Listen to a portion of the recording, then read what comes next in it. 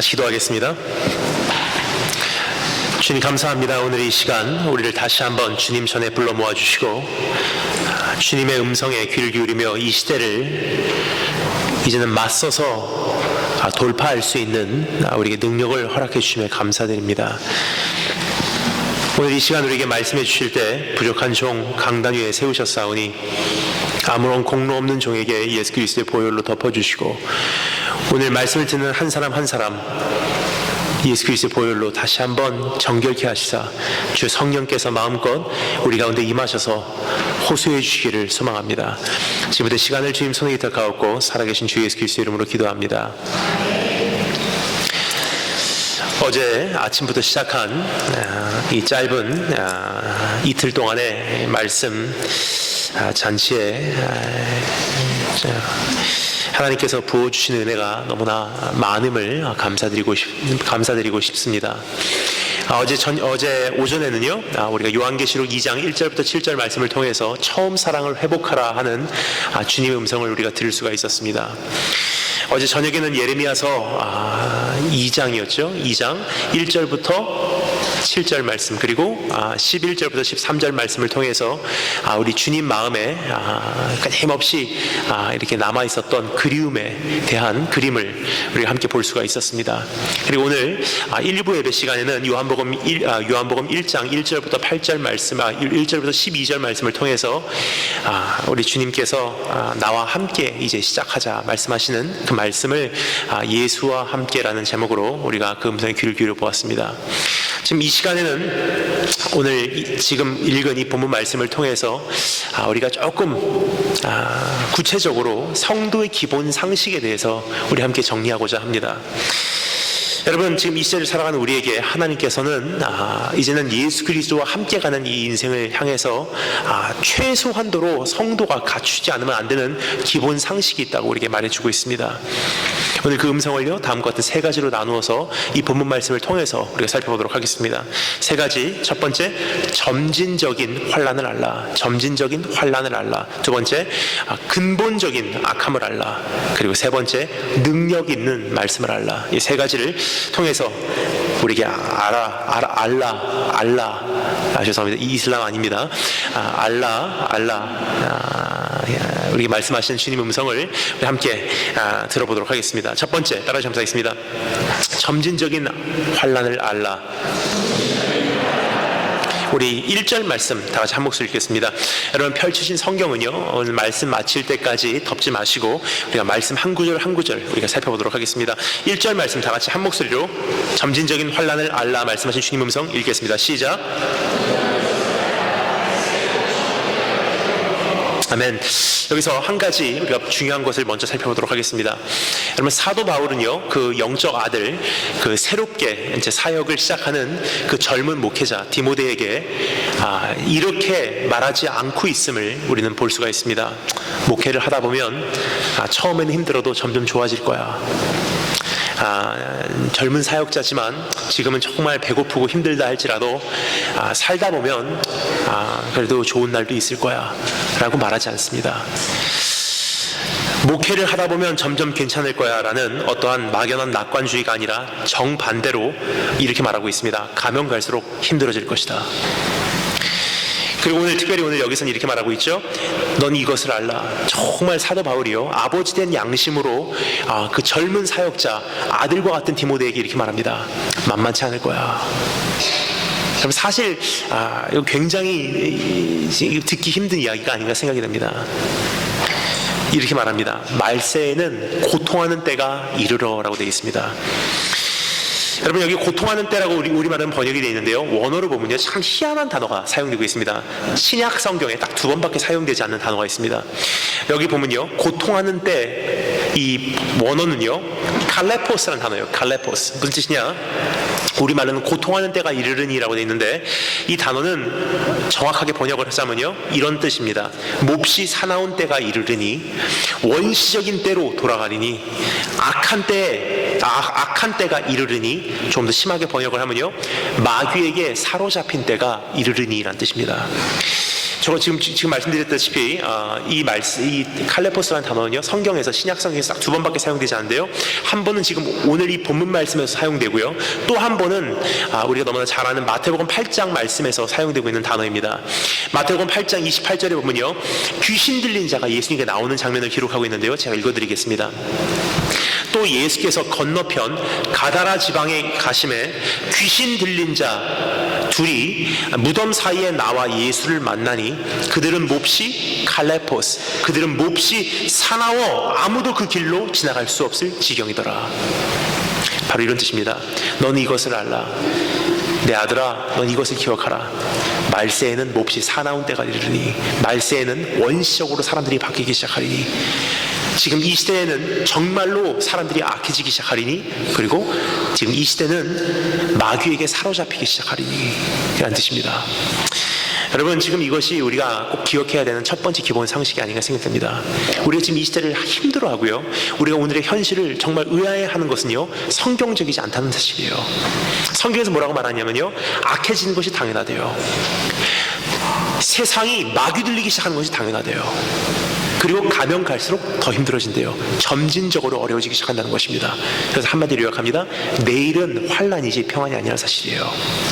즉, 오늘이라는 삶에 내 인생의 기준을 맞추고요, 우리가 평생을 계획한다면 언젠가는 실패할 수밖에 없다는 사실입니다. 하지만 점점 힘들어지는 지금 이 시대에 점진적인 환란을 기준으로 우리가 살아간다면요, 최악의 상황이 임해도 이미 예상했던 상황이에요.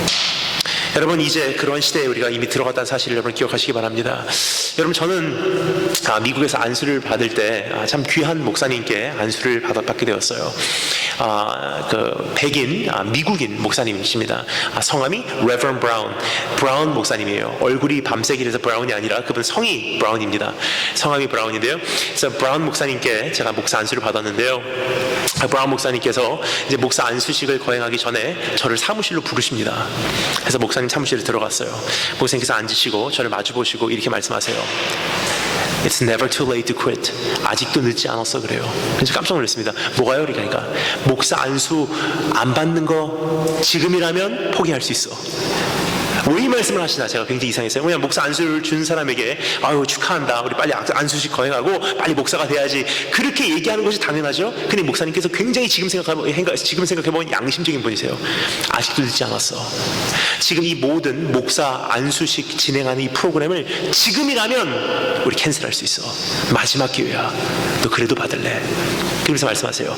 목사가 되면 다음과 같은 세 가지를 기억하래요. 반드시 이 세 가지 면에서 시험을 당한대요. 첫 번째, 가족을 통한 시험이 반드시 있다는 것입니다. 두 번째, 내 자신의 그 사명감에 대해서 확신이 도전을 받아요. 내가 정말 이 하고 있는 게 맞는 것인지. 그리고 세 번째, 내 구원관에 대해서도 흔들릴 때가 있다는 것입니다. 사실 여러분, 지난 8년 동안 선교사로서의 삶을 돌아보잖아요. 이 세 가지 다 공격을 받았어요. 처음에 안수를 받자마자 중국으로 들어가려고 제가 짐을 싸고 있는데 가족들이 먼저 공격을 하시더라고요. 특별히 지금 기억에 남는 것은요, 제 이모부께서 저를 공격을 하시는데 뭐라고 말씀하시냐, 네가 철이 들었냐, 30까지 네가 미국에서 정말 열심히 공부하고 그렇게 살아왔다면 이젠 30쯤 됐으니까 연세 많으신 어머니 아버지를 돌볼 생각을 해야지, 무슨 짐 가지고 배낭 가지고 중국에 혼자 죽으러 간다고 지금 이렇게 철없는 얘기를 하냐. 다시 정신 차리고 어디 가지 말고 큰 교회에 들어가서 거기서 그냥 사역하면서 부모님 돌봐라. 권면의 말씀을 들었어요. 근데 저희 어머니께서 단호하게 이렇게 말씀하시더라고요. 엄마는 다른 거 다 필요 없어. 네가 빛도 없이 이름도 없이 하나님의 종으로 중국 한 구석에서 죽는 것이 그냥 어떠한 위대한 교회 담임 목사로 그냥 평생 살다가 그냥 배부르게 죽는 것보다 엄마는 그게 훨씬 더 자랑스러워. 그래서 그걸 정리하고 떠날 수 있는 기회가 있었어요. 다 마음 편하게 떠났어요. 근데 그 길을 가는데 여러분, 지난 8년 동안의 삶을 돌아보잖아요. 굉장히 또 어려운 두 번째 문제가 있습니다. 뭐냐면요, 내가 하고 있는 게 지금 맞는 것인가. 이렇게도 사역할 수 있고 저렇게도 사역할 수 있고, 이렇게도 하나님을 섬길 수 있고 저렇게도 섬길 수 있는데 지금 내가 하고 있는 것이 맞는 것인가. 때로는요, 여러분, 열매가 없습니다. 여러분, 그 땅끝 복음 우리가 외칩니다. 하나님 땅끝까지 가고 내가 복음 전하겠습니다. 근데요, 중요한 것은요, 특별히 젊은 청년들 잘 들으시면 감사하겠습니다. 우리 선교 동원 집회에 가잖아요. 많은 강사님들이 어떻게 하여야지 청년들 자극해서 선교지를 동원시키는지 다 알고 계세요. 죽어가는 북한 사람들 동영상 보여주잖아요. 청년들 양심이 화인맞지 않은 이상 눈물 흘리게 돼 있어요.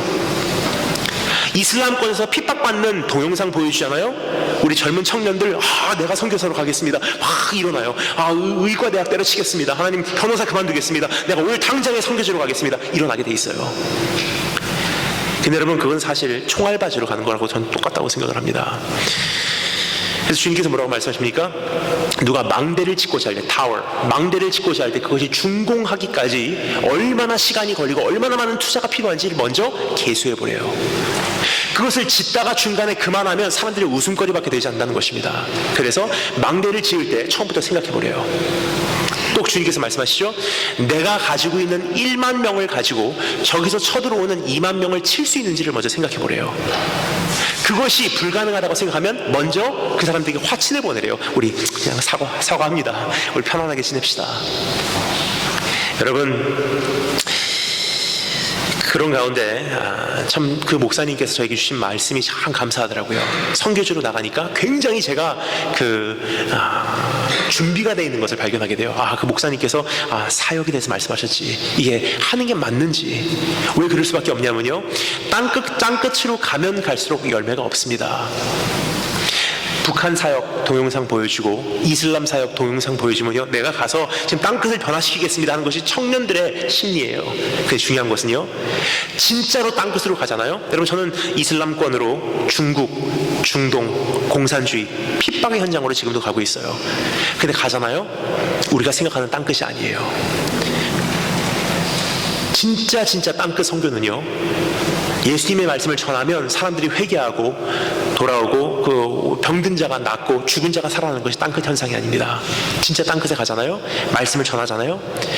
10년을 사역해도 한 사람 건지지 못하는 게 땅끝 사역이에요.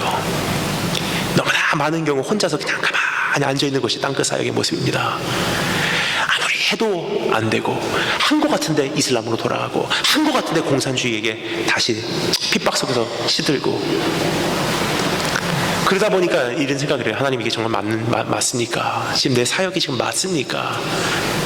세 번째 공격이 있었습니다. 그래서 보시면요, 내 구원에 대한 확신도 흔들릴 때가 있더라고요. 언제냐면요, 8년 동안을 계속 이렇게 다니는데요, 여러분, 선교지에 나가니까 누가 저를 양육해 준 사람이 없습니다. 그때는 굉장히 힘들었는데 사실 지금 돌아보면 저에게 필요한 훈련이었어요. 여러분, 지금 프랑스고 어떻게 보면 미국이고 한국이고 하니까 우리 목사님께서 나를 양육해 주시고 우리 선교 대표님이 나를 양육해 주시고 하는데요, 진짜로 땅끝에 배낭 하나 메고 실크로드 타고 중국으로 이렇게 가잖아요. 그러면 한 달 동안 사람들과의 별로 교제가 없어요. 그냥 가만히 혼자서 기차 타고 가고, 안 믿는 사람들에게 조심스럽게 복음 전하고, 배낭 메고 도망 다니고, 이게 땅끝 사역이에요. 그러면 누가 내가 영적으로 잘하고 있는지, 내가 정말 영적으로 충만해져 있는지 저를 점검하는 사람도 없습니다. 혼자서 지내는 시간이 굉장히 많아요. 거기서 터득한 것이 있습니다. 뭐냐면요, 어떻게 하면 내 영혼을, 아무도 없어도 내 영혼을 내가 혼자 지킬 것인가. 여러분, 사실 이것이 처음에 훈련되지 않았을 때는 굉장히 힘들었어요. 내가 구원 받았나? 내가 정말 천국 들어갈 것인가? 여러분, 그 세 가지 공격이 있었습니다. 근데 그것은요, 이미 그 브라운 목사님께서 말씀하신 바 된 것입니다. 근데 우리 사도 바울도요, 젊은 목회자, 그리고 사도 바울이 지금 우리 이 시대를 살아가는 성도들에게도 침묵하지 않습니다. 이렇게 말하고 있습니다. 만만치 않을 거야. 지금부터의 시대는 만만치 않을 거다. 여러분, 어떠한 세상을 여러분 꿈꿔오셨습니까? 괜찮아질 거야. 특별히 우리 청소년들에게 그런 꿈을 우리가 심어주고 있지 않나 생각합니다. 막연한 낙관주의. 괜찮아질 거야. 아무런 문제 없어. 잘 될 거야. 축복받을 거야. 특별히 우리 젊은 청소년들, 청년들은요, 거기에 혹 하고 넘어가서 어떻게 하죠? 괜찮아질 거래, 열심히만 살래, 핸드폰만 바꾸래, 옷만 새로 사래, 학교만 좋은데 가래, 좋은데 취업하래, 괜찮아질 거야, 평생을 가요. 그게 정말 괜찮아집니까? 안 그렇습니다. 가면 갈수록 더 악해지고요, 가면 갈수록 경제적 위기는 더 힘들어지고요, 가면 갈수록 모든 자원은 바닥을 치고요, 가면 갈수록 핍박은 심해지고요, 가면 갈수록 세상은 악해지고요, 가면 갈수록 정부에서는 정식으로 상상도 못했던 성경적으로 전혀 반대되는 것들을 법적으로 허용을 하고요. 이것이 우리가 사는 현실이에요. 가면 갈수록 이슬람은 더 심해지고요, 이슬람은 더 넓어지고요, 가면 갈수록 핍박의 강도는 더 강해지고요, 가면 갈수록 자연재해는 더 심해질 것이고요. 이것이 성경적 관점입니다. 그럼 주님께서 우리에게 물어보신 질문이 이거예요. 너 그러면 어떻게 살래? 막연한 낙관주의를 입 벌리고 기다리는 것이 아니라 우리 다시 한번 하나님 앞에서 세상 흔들리고 사람들은 주를 떠나도 나와 내 가정은 주님만을 섬기겠습니다 하는 그 신앙 고백이 내 삶 속에 새롭게 설립되기를 주의 이름으로 축원합니다. 두 번째 기본 상식이 있습니다. 따라해 주시면 있습니다. 근본적인 악함을 알라. 우리 2절부터 7절 말씀을 한 목소리로 근본적인 악함을 알라라고 우리에게 말씀하신 주님의 음성을 직접 확인하고자 마음에 되새기고자 읽어보도록 하겠습니다. 2절부터 7절 다 같이 한 목소리로 읽겠습니다. 시작.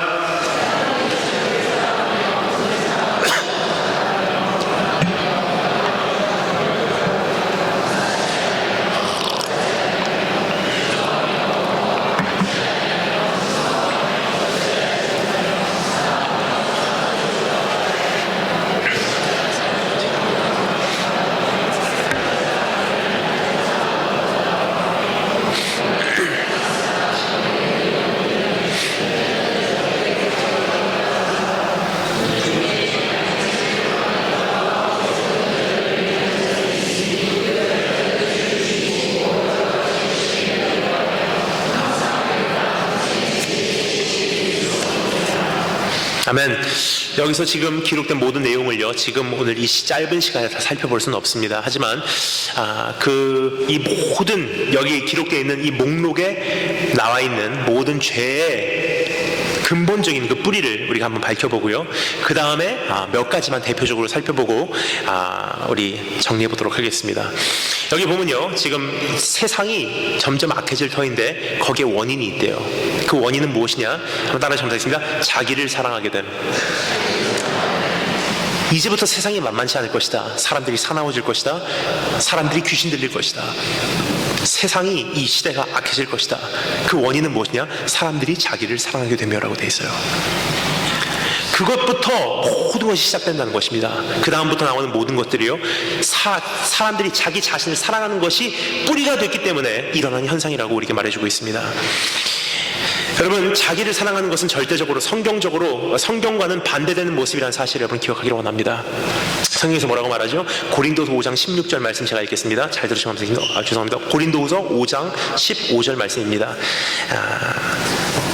잘 들으시면 감사하겠습니다. 그리스도께서 모든 사람을 대신하여 죽으심은 살아있는 자들로 하여금 다시는 그들 자신을 위하여 살지 않고 오직 그들을 대신하여 죽었다가 다시 살아나신 이를 위하여 살게 하려 하심이라. 뭐라고요?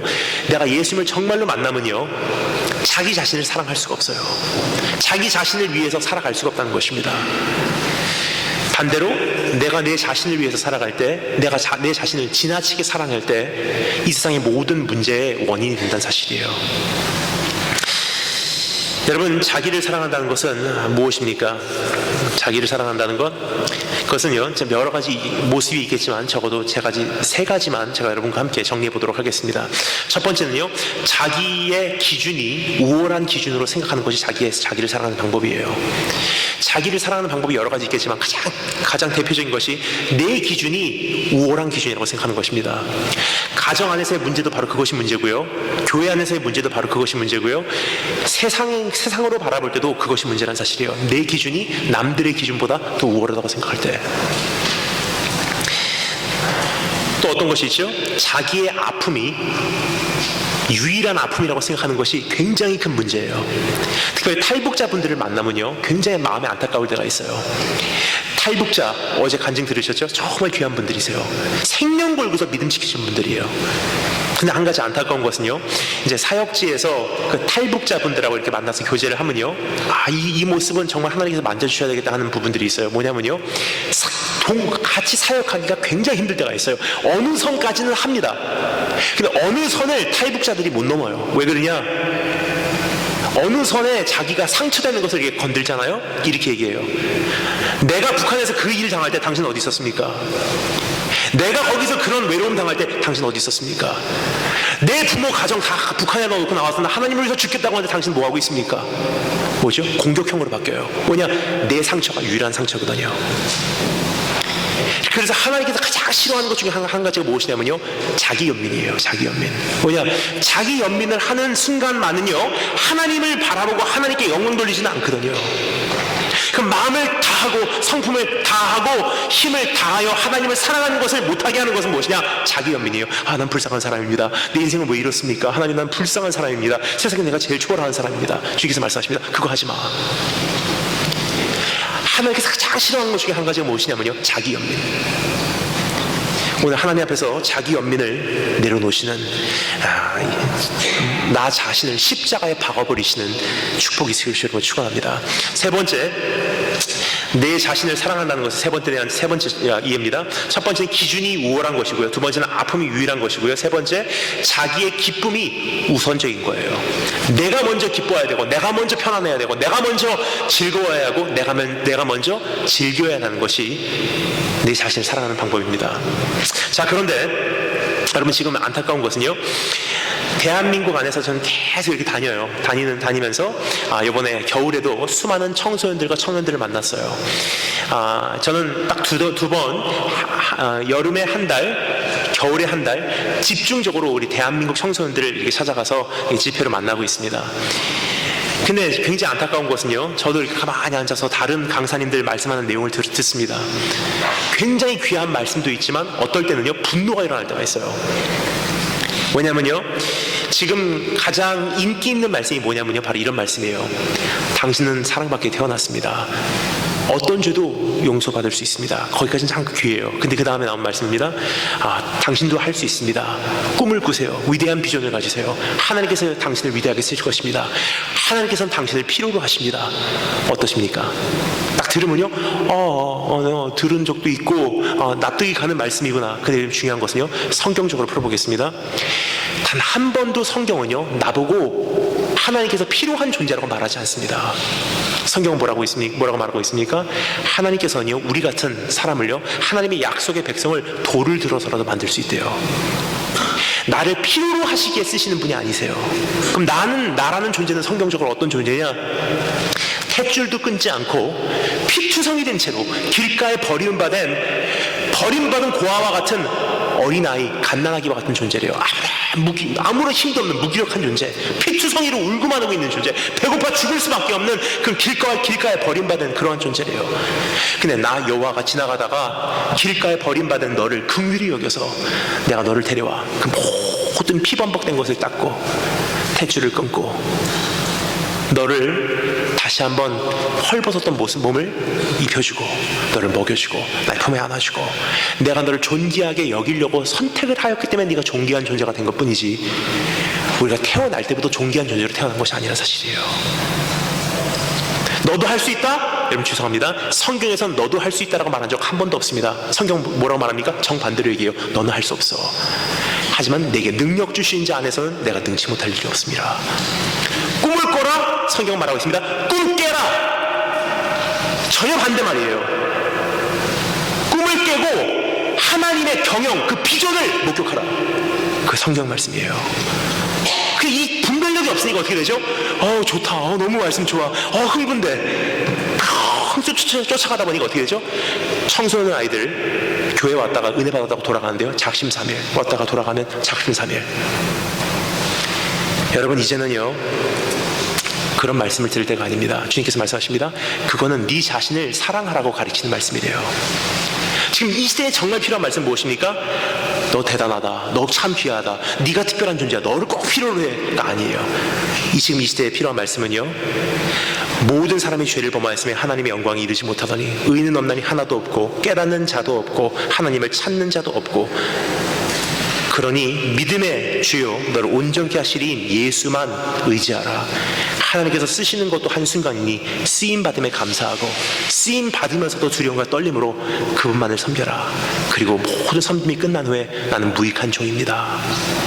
내 자신이 없어요. 여러분, 오늘 정말로 이 시대에 살아가면서요, 이 시대의 악함과 이 시대의 마귀들림과 이 시대의 그 사나워짐과 이 세상에 지금 일어나는 모든 고통에 내가 한 원인으로 거기다가 우리가 덧붙여지기 싫으시면요, 내 자신을 사랑하는 그 사랑을 오늘 내 자신에서 찢어내시는 축복이 있을 줄 여러분 축원합니다. 두 번째, 내 자신을 사랑하는 것에서 이제 시작이 되는데요, 두 번째 문제가 있습니다. 거기서 바로 발생되는 두 번째 문제, 따라서 검사하겠습니다. 돈을 사랑하게 됩니다. 왜냐면요, 자기 자신을 가장 사랑할 수 있는 가장 적합한, 가장 좋은 방법론이 무엇이냐면요, 돈이기 때문이에요. 내 자신을 사랑하는 사람만큼 돈을 사랑하는 사람들이 없더라고요. 내 자신을 가장 가장 잘 섬길 수 있는 방법이 돈이기 때문입니다. 하지만 여러분, 돈은 처음부터 사랑할 수 있는 대상으로 지음받지 않았다는 사실이에요. 하나님께서 돈을 처음에 우리에게 허락해 주셨을 때 그건 무엇이냐면요, 돈은 이용하기 위해서, 우리가 다스리기 위해서, 우리가 사용하기 위해서 주님께서 우리에게 허락해 주신 것입니다. 그래서 가장 정확한 것은요, 이렇게 정리하는 것이 하나님께서 이렇게 주신 그 마음을 조금 이해하는 것이 아닌가 생각됩니다. 하나님은 경배하고, 사람은 사랑하고, 돈은 이용하라. 근데 문제가 있습니다. 지금 우리의 삶을 비춰볼 때요, 아마 이것이 우리 현실이 아닌가 생각됩니다. 사람은 경배하고, 돈은 사랑하고, 하나님은 이용해요. 이렇게 뒤죽박죽 되어 있으니까 여러분, 이제 우리 삶이 지금 이것이 제대로 될 리가 없다는 사실이에요. 그래서 하나님께서 우리에게 말씀하시는 것은요, 다시 돈은 돈의 자리로 돌아가고, 사람은 사람의 자리로 돌아가고, 하나님은 하나님의 자리로 돌아가는 것이 부흥의 첫 번째 단계라는 사실입니다. 자기 자신을 사랑하는 것 오늘 뿌리 뽑아버리시고, 그것으로 인해서 내 돈을 사랑할 수밖에 없었던 나의 모습 오늘 하나님 앞에서 회개하시기 바랍니다. 세 번째, 따라 점수했습니다. 자랑하게 됩니다. 여기서 자랑하며라고 되어 있죠. 사람들이 자기를 사랑하며 돈을 사랑하며 자랑하며라고 되어 있어요.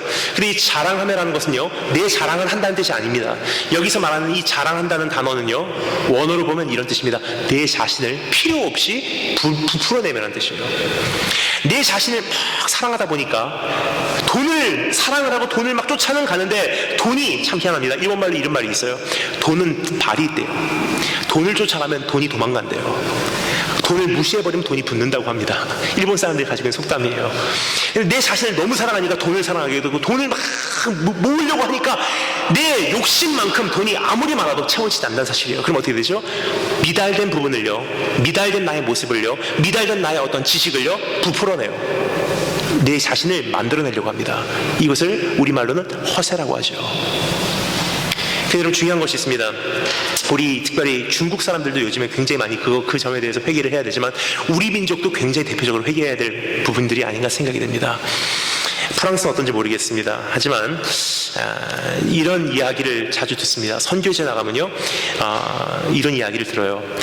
어떤 외국인이요, 한국 사람, 일본 사람, 중국 사람을 자기네들이 그 관광지에서 장사를 하면서 목격한 바 된 것을 저에게 정리를 해주더라고요. 제가 그 말을 들으면서 솔직히 좀 기분이 안 좋았어요. 그런데 어떻게 보면 진리의 말씀 같아서 제가 공감을 해버렸습니다. 어떤 말씀이냐면 이렇게 말씀하십니다. 중국 관광객이 오잖아요. 자기는 예를 들어서 10,000원이 있는데요, 1,000원밖에 없다고 거짓말 시킨대요. 일본 관광객이 옵니다. 10,000원밖에 없으면요, 10,000원밖에 없다고 그냥 보여준대요. 10,000원밖에 없다고. 한국 관광객 오잖아요. 10,000원밖에 없으면서 100,000원이 있는 것 같이. 여러분, 혹시나 내 모습을 오늘 부풀어내는 삶을 내가 살고 있지는 않은지. 사실 여러분, 종의 모습이요, 얼마나 귀한지 저는 다시 한번 이번에 보았어요. 제가 중학교 1학년 때 저를 데리고 40일 동안 홍콩, 태국, 방글라데시, 필리핀 40일 동안 어린 저를 데리고 다니셨던 선교사님이 계십니다. 저에게는 영적 아버지세요.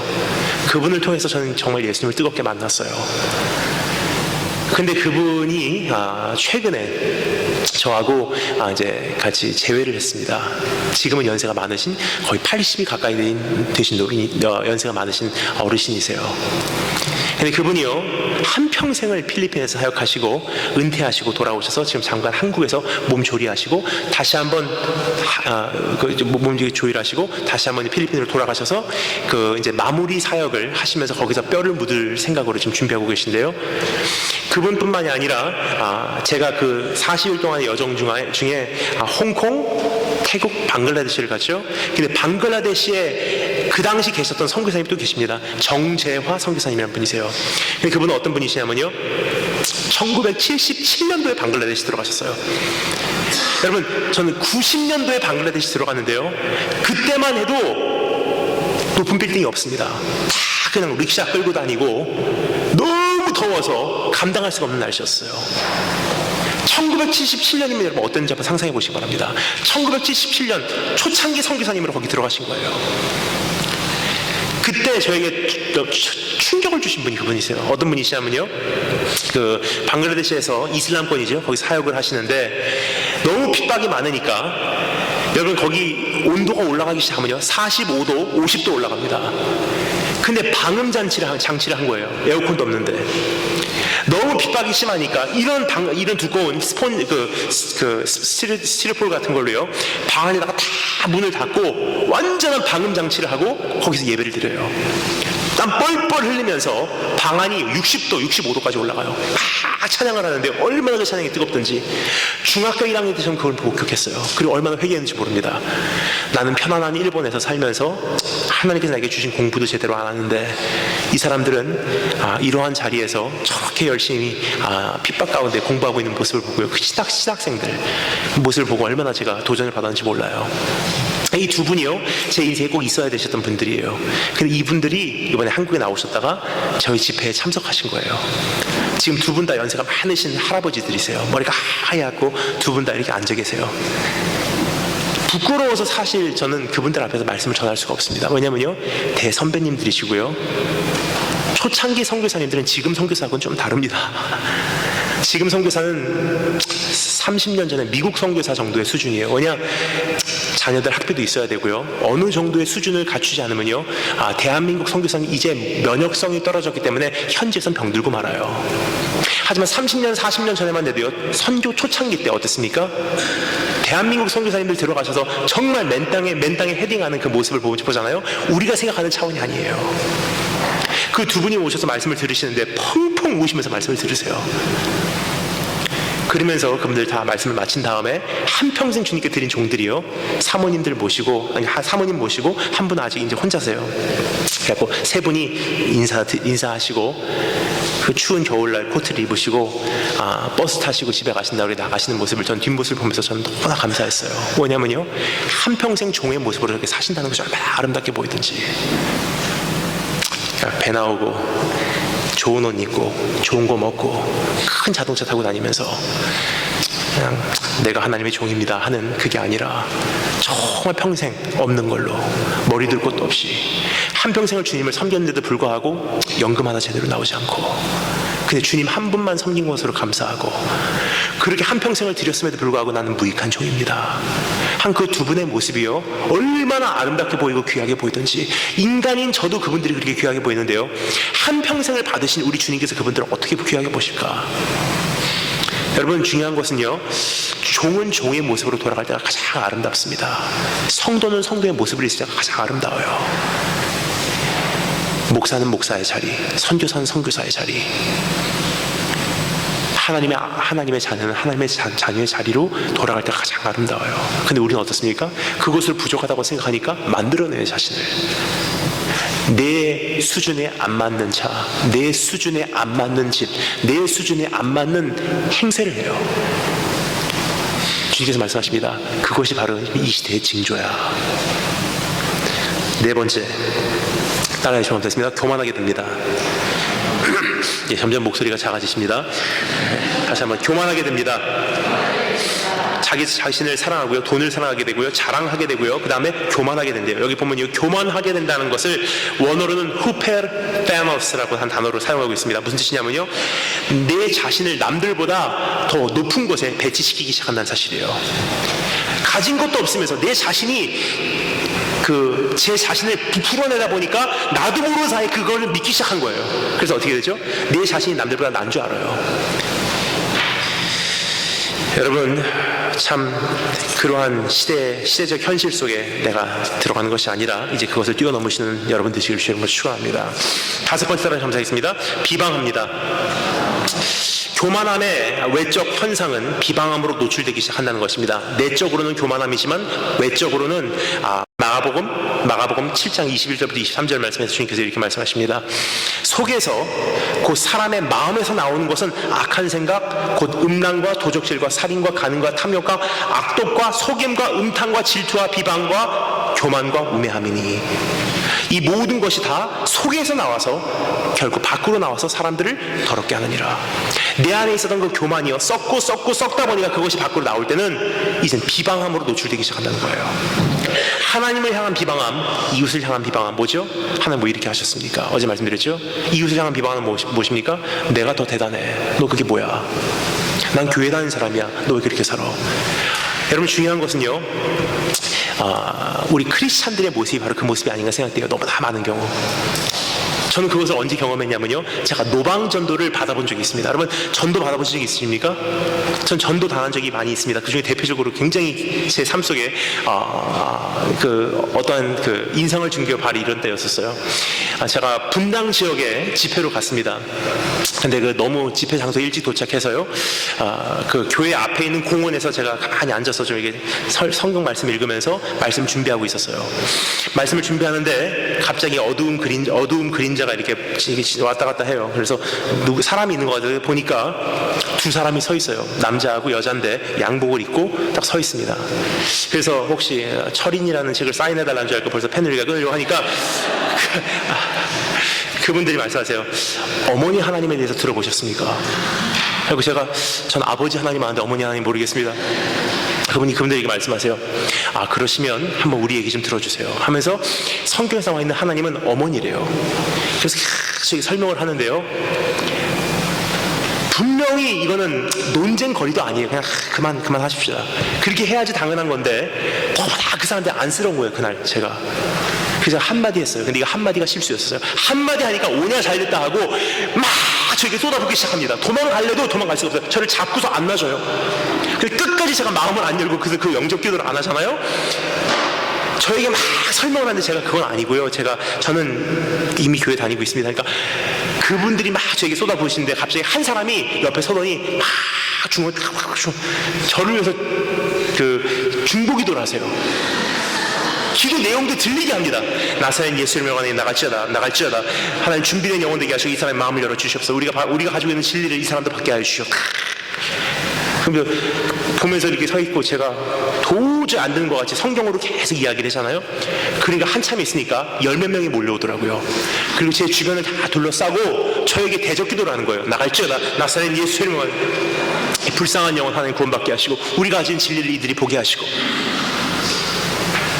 결국은 시간이 돼서요, 제가 이제 가야 되겠습니다 하고 나왔는데 굉장히 기분이 안 좋더라고요. 왜냐면요, 너는 진리 갖고 있고, 적어도 그 사람 입장에서는 자기가 진리를 갖고 있고 저는 없는 거예요. 나보다 대단한 사람이고요, 나는 죽어서 마땅한 사람이에요. 그 사람은 이미 구원받은 자고요, 적어도 그 사람 생각에는 적어도 자기는 구원받은 자고요, 나는 이제 지옥불로 향하는 사람이에요. 여러분, 우리가 가만히 보잖아요. 우리가 그 모습이에요. 저 세상 사람들, 죽어가는 사람들, 이 썩어가는 세상. 나는 구원받았습니다. 주님께서 뭐라고 말씀하시냐면요, 우리가 살아가는 이 시대는 어떤 시대냐, 너는 빛과 소금의 본질을 가지고 세상으로 돌아가서 살래요. 소금이 버림받는 방법이요, 두 가지가 있어요. 하나는요, 세속화돼 버리든지 아니면 소금끼리 뭉쳐버리면 버림을 받습니다. 이것이 소금이 맛을 잃는 거예요. 소금이 소금되지 못하는 이유 두 가지. 소금이 짠맛을 잃어버리고 세상하고 섞여서 살려고 하면은 소금이 아니고 성도가 아니에요. 세상이지. 두 번째는요, 소금끼리 저 죽어가는 사람들, 저 망할 사람들, 우리는 구원받았습니다. 우리끼리 하나님의 자녀들 소금끼리 뭉치기 시작하잖아요. 그럼 어떻게 되죠? 소금 덩어리는요 쓸모가 없습니다. 그럼 어떻게 되죠? 소금 덩어리는 길가에 버려서 짓밟힐 수밖에 없는 그런 장애물 역할밖에 되지 않는다는 사실이에요. 그렇다면 여러분, 이제 우리 이 시대를 살아가는 성도로서 내 자신을 살아가는 것 내려놓으시고, 돈 살아가는 것 뿌리 뽑아버리시고, 교만한 것, 자랑하는 것, 그리고 이제는 비방하는 것마저도 하나님 앞에서 회개하신 축복이 있을 줄로 축원합니다. 여섯 번째 따라 잘못했습니다. 질서를 상실하게 됩니다. 근데 여기서 보면 이렇게 돼 있죠. 부모를 거역하며라고 돼 있습니다. 부모를 거역한다고 돼 있는데 사실 이것은요, 부모를 거역한다는 차원이 아니에요. 왜냐하면 부모만을 거역한다는 것이 문제가 아니라, 부모라는 것은 무엇입니까? 인간의 모든 관계 질서의 가장 기본이에요. 부모를 거역하는 정도면요, 사람들이 아는 것을 우습게 합니다. 그래서 하나님께 10계명 줄 때 뭐라고 주셨죠? 형제 우애를 생각해라, 할아버지도 섬겨라. 그거는 말할 필요도 없기 때문이에요. 왜냐? 주님께서 한 가지 말씀하셨어요. 내 부모를 공경하라. 왜 그렇습니까? 부모 공경하면요, 질서의 기반이 잡히기 때문에 부모를 공경할 수 있는 사람은 어르신들을 어르신인 줄 알아요. 적어도 부모를 어려워할 수 있는 사람은요, 그 부모의 자녀인 형제를 귀한 줄 알아요. 모든 인간관계의 질서의 가장 근본이 부모 공경하는 거예요. 그럼 여기서 말하는 것은 이것입니다. 부모를 거역하며라고 되어 있는데 무슨 뜻이냐? 다른 인간관계는요, 말할 필요는 없다는 거예요. 모든 질서가 다 깨지기 시작했다는 거예요. 위에 아래도 못 알아보고, 하나님께서 주신 직분도 관계없고. 여러분, 하나님 앞에서 우리가 벌써 그런 모습을 우리가 소유하고 있지 않은지 한번 내 자신을 살펴보신 축복이 있으시기 바랍니다. 근데 여기 보면요, 이렇게 되어 있습니다. 아페이테이스라는 단어가 사용되고 있어요. 무슨 뜻이냐면요, 부모에게 설득당하기조차 거절하며라는 뜻이에요. 이미 너무나 마음이 강팍해졌기 때문에 안 듣겠습니다라는 뜻이에요. 거기까지 사람이 가면요, 이젠 끝입니다. 여러분, 이민교회 이렇게 오잖아요. 그러면요, 두 가지 종류의 사람이 존재하는 것 같아요. 한 종류의 사람은요, 하나님, 난 정말 부족한 종입니다. 정말 부족합니다. 이민 생활하면서 나를 붙들어 주시면 너무 감사합니다. 정말 부족한 나를 하나님 긍휼히 여겨주세요 하고 가난한 마음으로 하나님께 나오는 이민자들이 있습니다. 두 번째 종류의 사람들이 있어요. 어떤 사람들이냐? 빨리 목사님 그냥 대충 하시고 그냥 오늘 빨리 그냥 집에 가야 되겠습니다. 나는 그냥 아내 따라서 왔습니다. 그냥 주재원으로 왔기 때문에 그냥 할 수 없이 교회 오는 건데 빨리 끝내주세요. 뭐죠? 꼭 이민교회는 두 가지 종류의 사람이 있습니다. 한 종류는요, 마음이 가난한 자, 두 번째는요, 굉장히 교만한 사람들이 있어요. 중요한 것은 주께서 말씀하십니다. 이미 거기까지 가면요, 인간이 아니래요. 부모를 거역하는 것 우습게 알고, 하나님께서 말씀 세우신 강사, 목사, 하나님께 세우신 주의 종들을 우습게 알고, 이 모든 질서가 깨지기 시작하면요, 교회도 교회되지 못하고, 가정도 가정되지 못하고, 성도도 성도되지 못한다는 사실이에요. 여러분, 사실 이거 밤새도록 살펴봐도 오늘 이 말씀은 다 끝나지 않습니다. 그래서 아까 전에 말씀드렸죠. 뿌리를 살펴보고 나머지 몇 가지는요, 우리 구체적으로 살펴보는 것뿐입니다. 근데 다 살펴볼 수 없고요, 한 가지만 더 살펴보겠습니다. 그 다음에 감사를 상실하게 되고요, 그 다음에 어떤 것이 있죠? 따라서 감사하겠습니다. 거룩함을 상실하게 됩니다. 사람들이 거룩하지 아니하며라고 되어 있는데요, 근데 여기 중요한 것은 거룩하지 않다라고 하는 것은, 여기서 말하는 것은 도덕적으로 청결하다, 혹은 그러니까 도덕적으로 청결함을 상실하다, 혹은 성별된 인생을 살아가지 않는다는 뜻이 아니에요. 여기서 말하는 단어는요, 아노시오스라는 단어인데 무슨 뜻이냐? 적어도 글로는 적혀져 있지 않아도 최소한도로 이 시대를 살아가는 사람들의 기본 상식도 상실한 채 살아간다는 뜻이에요. 인간 됨됨이를 상실한 채로 살아간다는 뜻입니다. 여러분, 제가 이 말씀을 왜 선택을 했냐면요, 지금 저는 여러 나라를 다니면서 여러 교회를 방문하고 많은 분들을 만나고 있어요. 그런데요, 어제도 말씀드렸다시피 생각보다 문제가 굉장히 심각해요. 복음 정리가 안 되고, 어떠한 기독교 교사가 부족하고, 어떠한 일꾼들이 부족하고, 제자 훈련이 덜 돼서가 아니더라고요. 기본 상식과 기본 자세 자체가 없어져가는 시대예요. 교회 안에 들어와서도 위아래도 못 알아보고, 성도의 기본 모습도 다 파괴되고, 성경에 대한 기본 상식도 없어요. 여러분, 대한민국 청년들, 교회 나가는 청년들 많다고 하죠. 교회 나가는 청년들이 설문지 조사를 했어요. 최근에 나온 결과입니다. 대한민국 청년들, 교회를 나가고 있는 청년들 가운데 90% 이상이요, 복음은 무엇입니까? 라는 질문을 답하지 못했어요.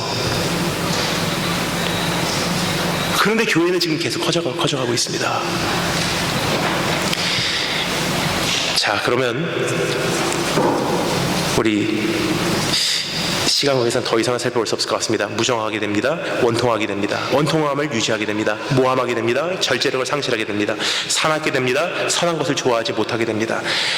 배신하게 되고요, 조급하게 되고요, 자만하게 되고요, 쾌락을 사랑하게 되고요, 경건의 능력을 부인하게 되고, 결국 남을 실족시키게 되며 배우나 절대로 그 진리를 깨닫지 못하게 된다는 사실을 우리에게 오늘 성경이 말해주고 있어요. 여러분, 지금 이러한 현실 속에서 우리가 살아가고 있습니다. 하지만 중요한 것은요, 그 모든 원인이 어디 있다고요? 내 자신을 사랑하는 것에서부터 시작이 된대요. 더 시간이 있었으면 더 구체적으로 살펴보기를 원하는데요, 시간 관계상 이것은 여기까지만 살펴보고 마지막 세 번째 짧게 살펴보고 마치겠습니다. 세 번째 따라 감사하겠습니다. 능력 있는 말씀을 알라. 우리 한번 14절부터 17절 말씀 마지막으로 읽겠습니다. 14절부터 17절 다 같이 한 목소리로 읽겠습니다. 시작.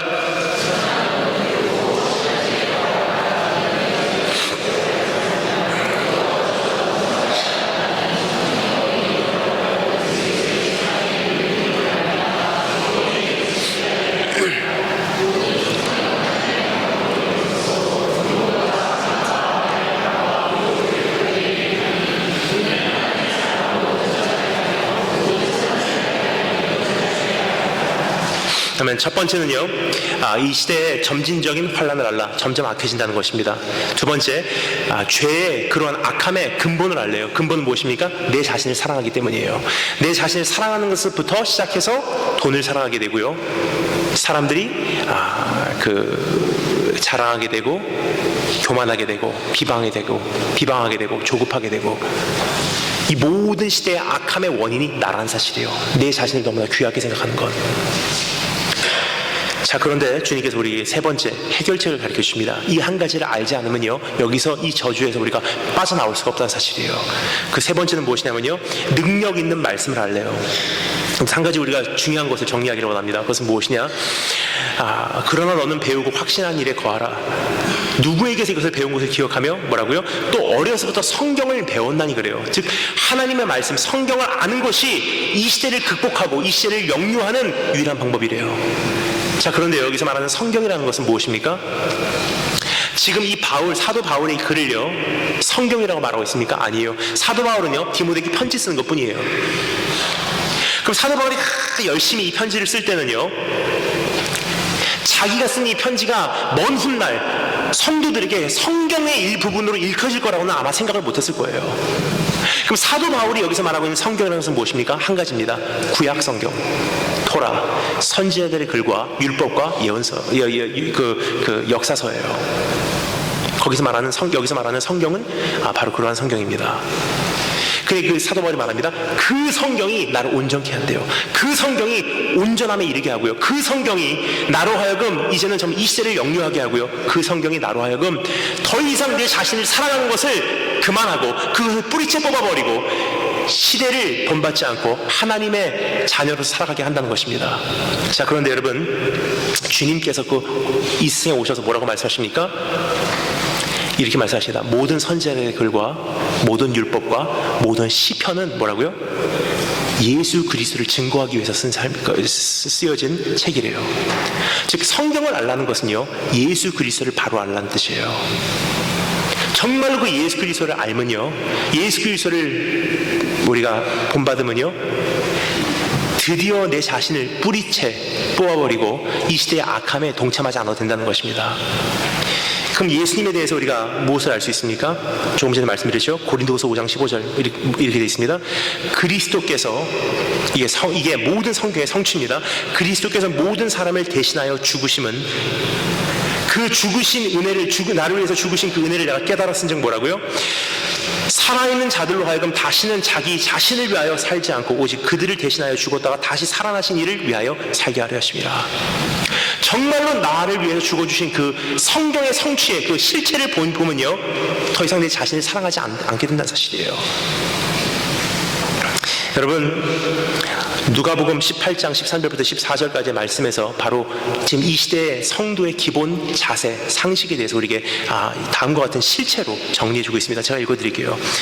세리는 멀리 서서 감히 눈을 들어 하늘을 쳐다보지 못하고 다만 가슴을 치며 이르되 하나님이여 불쌍히 여기소서 나는 죄인이로소이다 하였느니라.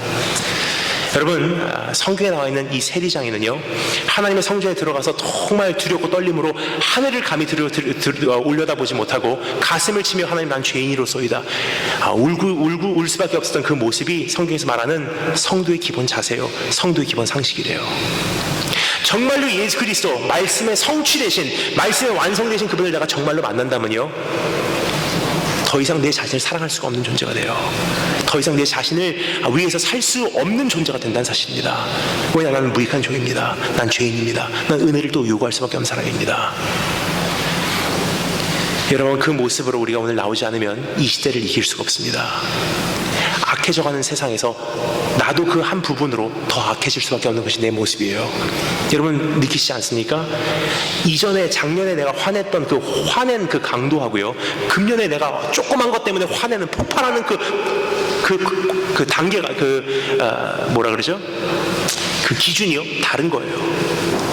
작년에는 이만큼 화냈다면요, 금년 들어와서 여러분 느끼십니까? 벌써 시작한 지 2달밖에 안 됐지만 내가 화를 내는 그 강도 자체가 달라요. 이미 작년에 저질러졌던 어떤 사건을 보잖아요, 금년에 일어난 사건들하고 비교도 안 될 거예요. 작년, 재작년하고 비교해도 비교도 안 돼요. 작년 한 해 동안 어떤 사건들이 한국에서 있었습니까? 기억하십니까? 위층에서 떠든다고요, 밑에 층에 있는 사람이 위층으로 올라가서 그 집 불질러 버렸어요. 대한민국 안에서 일어났던 사건입니다. 길거리 걸어가다가 어깨 부딪혔다고 대한민국 청소년이요 가고 그 걸어간 사람 뒤에서 칼로 찔러 죽였어요. 지금 한국에서 일어난 사건들이에요. 어떤 사건이 있었습니까? 자동차 타고 가는데 뒤에서 빵빵거려요. 프랑스 같은 큰일 납니다. 뒤에서 빵빵거리면 빵빵거렸다가 앞에 본고치 타고 있는 자동차 8명이요 내려서 뒤에 있는 자동차 타 있는 사람 때려서 죽였어요. 말다툼 하다가 기분 나빠갖고 헤어졌는데 그 원한을 품고 있다가 1년 후에 나타나서 그 사람을 찔러 죽였어요. 작년 한 해 동안 일어났던 대한민국 사건들이에요. 여러분, 이게 정상이라고 생각하십니까? 그 중요한 것은요, 점진적으로 악해진대요. 더 나빠진다는 뜻이에요. 작년의 강도가 아니란 사실이에요. 작년의 횟수 정도가 아니래요. 가면 갈수록 더 악해진대요. 근데 이것이 세상의 문제가 아니라 이제 교회 안에까지 들어온 문제입니다. 원한을 품고 조급해지고 사랑하지 못하고 더 허세하고 더 나 자신을 나타내고 더 교만하고 허풍하고. 그럼 정말로 교회 안에서 전파되어야 될 메시지는 무엇입니까? 위대한 복음을 가지십시오. 하나님 당신을 사랑합니다. 승리하십시오가 아닙니다. 주님께서 말씀하십니다. 너를 위해서 죽어주신 예수 그리스도 바라보고 네가 어떤 존재인지를 깨닫고 더 이상 네 자신을 위해서 살아가는 것 뿌리채 뽑아버림으로 이젠 다시 한번 주 예수 그리스도만을 위해서 살아가는 그러한 존재가 되어라. 다 같이 기도하겠습니다.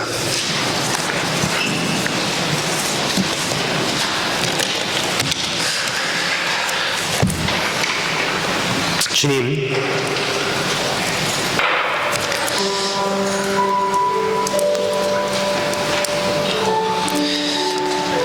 지금 심각한 현실이 내 주변에 있음에도 불구하고 하나님, 그것을 지금 우리가 웬만하면 외면하고 살고 있음을 고백합니다. 하지만 하나님, 오늘 우리에게 이 시대의 현실을 말씀해 주시며 이제부터 올 현실에 대해서 우리에게 더 정확하게 정리해 주심을 감사합니다. 하지만 하나님, 이 시대를 이기는 방법은 시대와 맞서서 싸우는 것이 아니라 내 자신을 사랑하는 그 잘못된 사랑의 뿌리를 뽑아버리는 것이 승리의 첫 시작일 줄 믿사오니 오늘 나를 위해서 죽어주신 예수 그리스도 바라보고 더 이상 내 자신을 위해서 사는 것이 아니라 나를 위해서 이 땅에 오신 예수 그리스도 바라보고 더 이상 내 자신을 섬기는 것이 아니라 예수 그리스도를 사랑하고 예수 그리스도 섬김으로 살아갈 수 있는 능력을 나에게 허락해 주시길 소망합니다. 끊임없이 나를 위해서 울었고 끊임없이 나를 위해서 기뻐하였고 나 자신을 즐겁게 했으며 나 자신을 위로했고 나 자신을 위해서 달려왔던 이 수많은 수고와 노력과 눈물과 관심과 이 기도조차도 내가 주님을 사랑하는 그 모든 그 사랑에 의해서 다 불태워 소멸될 수 있도록 하나님 축복해 주길 소망합니다. 예수님 이름으로 기도합니다.